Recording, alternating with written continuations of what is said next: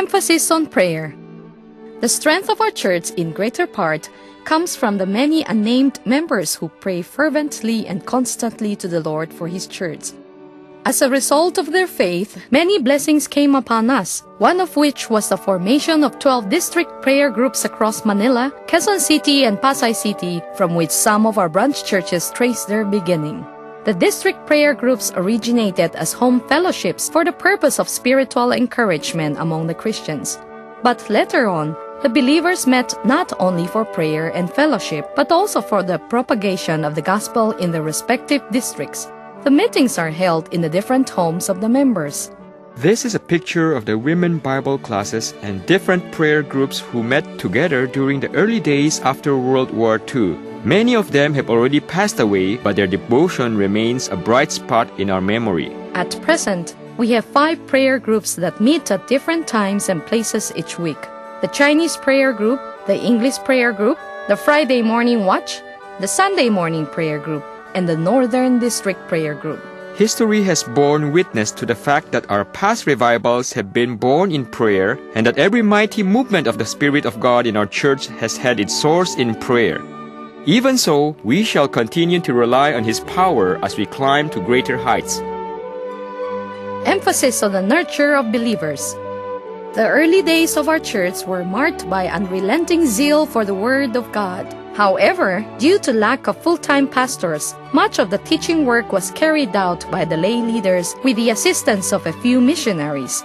The Sunday school, for instance, started with a group of ladies who called themselves the Children's Evangelistic Team, Ditong Po To Tui.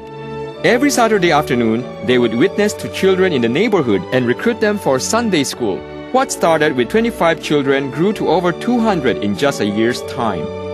It is evident that training of the youth and children has been a constant concern for church leaders. From 1929 to 1941, the church encountered many untold difficulties in its attempt to organize a school for the children of the church members as well as non-church members. After a series of setbacks, the church leaders became cold to the idea of putting up a school. But the younger set of leaders prevailed. In 1946, an elementary school called Jianan School was established. Since then, the school has sought to impart to each student a Christian philosophy of life. In 1951, Jianan was expanded to include the secondary level.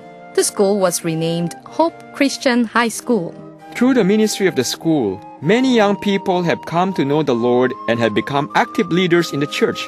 Others have become successful businessmen and professionals in their respective fields. Still, a number went to full-time ministry. To date, the school is proud to have produced more than 70 full-time workers serving in different parts of the country and the world. To this very day, the church continues to conduct Bible study classes every Sunday morning for students of Hope. Thus, the school is an extension of the Christian educational ministries of UECP. In June 1993, upon sensing the need to provide a systematic Christian education program for adult members of the church who seek to understand their faith more fully, the Adult Christian Education was born through the joint efforts of the Church Growth Committee and Nurture Department.